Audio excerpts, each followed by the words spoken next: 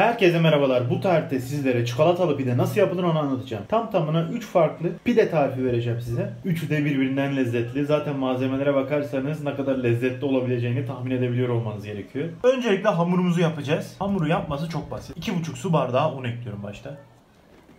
Hafiften bir oyuk açıyorum. 1 çay kaşığı kadar kuru maya. Az biraz tuz ekliyorum.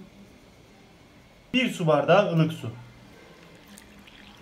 Su fazla gelirse un ekleyeceğiz. Su az gelirse de su eklemesi yapacağız. Ve bunu iyice yoğuruyoruz. Hamurumuzu istediğimiz kıvama getirdik.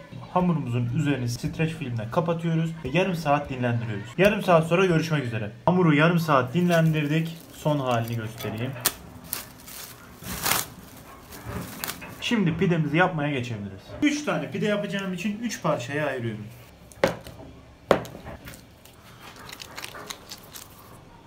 Üç parçaya ayırdığımız hamurları şu şekilde uzun uzadıya açıyoruz. Açtığımız hamurun içerisine bir adet Toblerone koyuyoruz. Siz farklı bir çikolata da koyabilirsiniz. Bu tamamen size kalmış. Bunu sade yapacağım. Birini çilekli yapacağım, birini muzlu.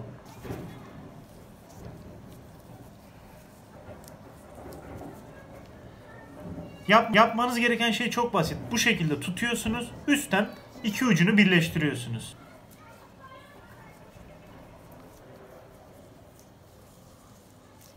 Uç kısmını da aynen bu şekilde.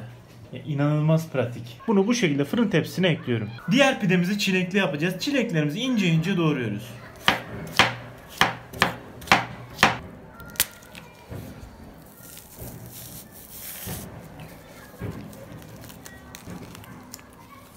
Aynı şekilde muzumuzu da doğruyoruz.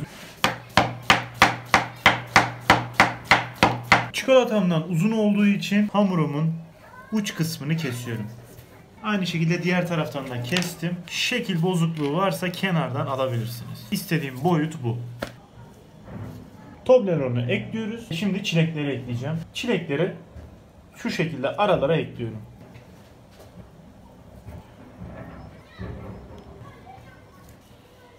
İki kenarlarından tutuyoruz, birleştiriyoruz ve bastırıyoruz. Kenarları bu şekilde bastıra bastıra tamamını kapatıyoruz.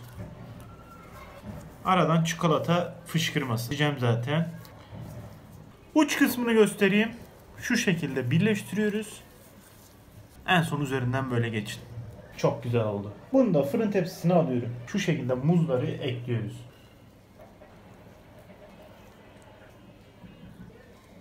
Şimdi bunu da kapatacağız.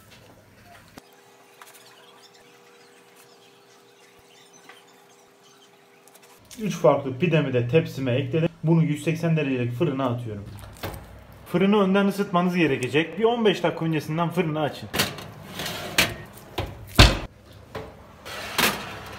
180 derecelik fırında 20 dakika pişirdik. Pideler pişti. En sevdiğim zamana geldi. Şimdi tadım yapacağım. Gördüğünüz gibi üstleri kızardı. 20 dakika yeterli oldu. Üzerine pudra şekeri döküyorum.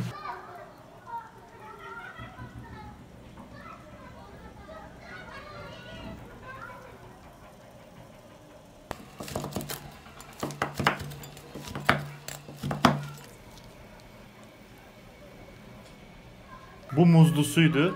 Bunun bir tadına bakayım. Bunun tadı güzel. Şimdi sadenin tadına bakacağım. Pudra şekerini eklemeden önce bunu biraz soğutmanız gerekecek. Soğutmazsanız bu sefer pudra şekeriniz içine çekecektir, ıslanacaktır ve çok kötü bir görüntü olacak. Çıkar çıkmaz keserseniz çok akışkan bir kıvamı oluyor. 5 dakika, 6 dakika kadar soğutun.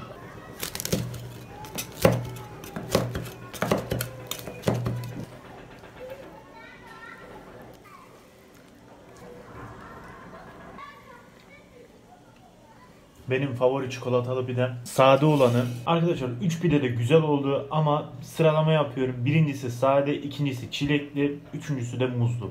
Tabi bu kişiye göre değişebilir. Herkese afiyet olsun. Videomuzu beğenip kanalımıza abone olmayı unutmayın. Bir sonraki videoda görüşmek üzere arkadaşlar. Hoşçakalın.